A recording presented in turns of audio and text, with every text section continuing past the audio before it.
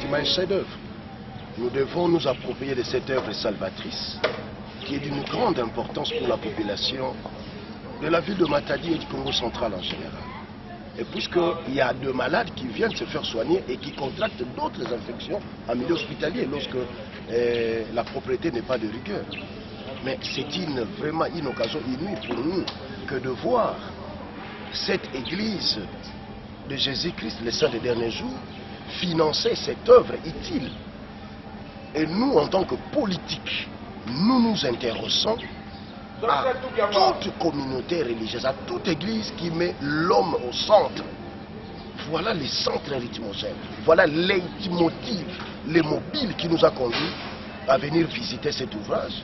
Et c'est grâce également à l'exécutant, ces jeunes entrepreneurs qui sont en train de travailler d'arrache-pied et hardiment, les NNC RAD Corporation qui est en train d'exécuter l'œuvre, et aussi les centres rythmogènes du gouvernement provincial. Nous aurons maintenant deux grands bâtiments. Le bâtiment de la médecine interne et par la suite le bâtiment de la pédiatrie ayant pratiquement le même mensuration. Et ces bâtiments font 57 mètres de longueur et 12 mètres de largeur. Les deux bâtiments, concomitamment, médecine interne et pédiatrie, idem. Et il y a un autre troisième bâtiment qui sera aussi réfectionné et rénové. C'est pratiquement le bâtiment de la médecine interne, mais pavillon privé. Et donc, nous sommes très heureux. Nous avons notre joie et comble de gaieté.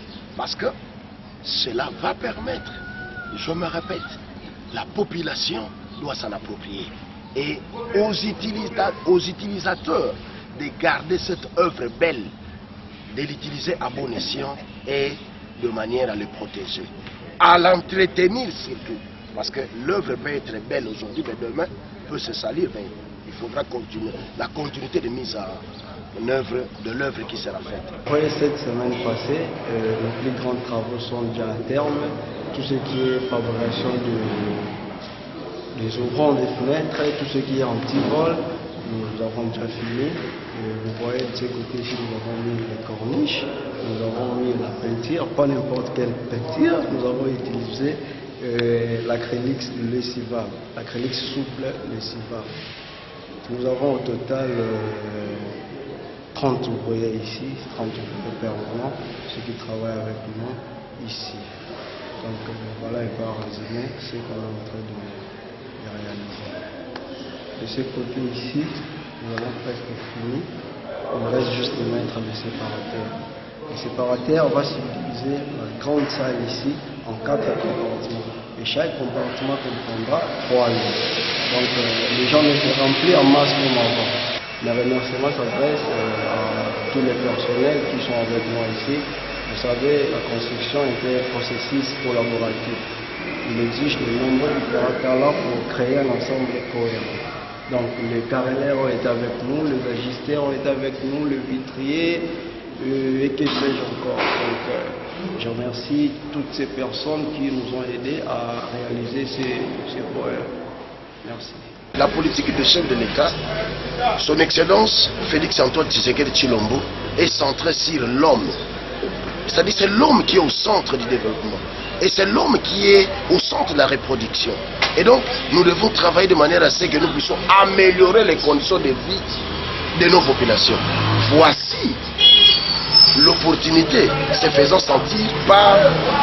Il a sauté au banc, il a pris à bras le corps l'église de Jésus-Christ, le Saint des derniers jours. Il est en train de réhabiliter des longs bâtiments.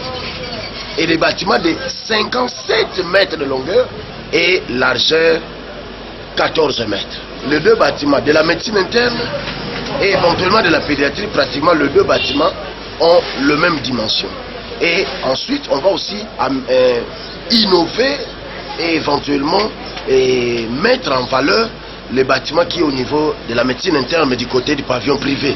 Et donc ça, je ne peux qu'acclamer. Moi, en tant que médecin, je ne peux qu'applaudir. Je ne peux que louer cette action salvatrice. Et donc, nous sommes très prêts au sein de la province d'accueillir toutes les innovations positives qui contribueraient à l'avancement de la province, à l'occurrence l'église de Jésus-Christ des Saints des derniers jours. Nous voudrions que cette église soit implantée entièrement à travers la province, dans les coins et recoins de notre province. Et je pense que pour nous, c'est une bénédiction. Et je crois fermement que ce qu'ils sont en train de faire, la prêtrise, est vraiment l'œuvre de Dieu.